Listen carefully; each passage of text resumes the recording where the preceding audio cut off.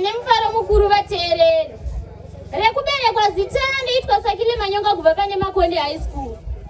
Regai ndidete tembo rinonzi ndodzitura shungu kuuzuru. Chisangane nekudya kwenzeve. Ndashiya chinyakare chakaiswa pikwa nemhuri yeZimbabwe. Pasi chigare zvarakamwe dzaisabvumirwa kuenda kumariro.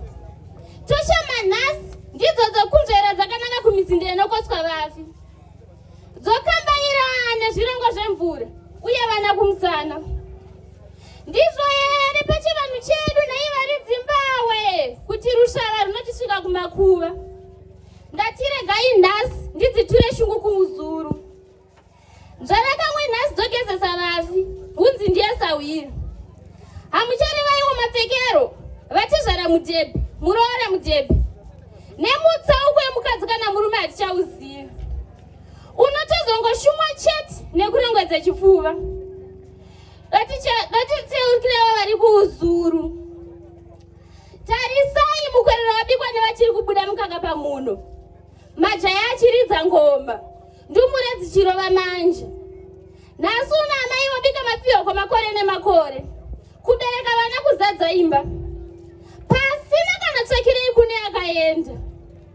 Asika pachinyakare waitema ugariri, kunge usina chouviri.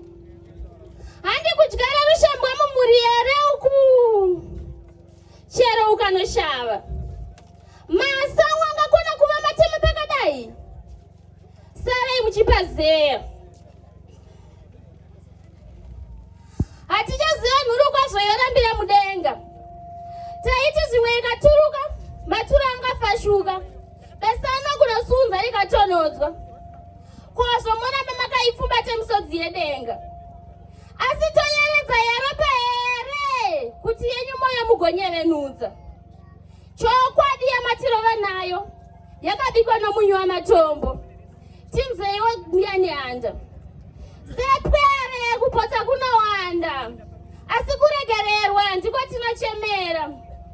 Tobika mamba here munyaya pahuro.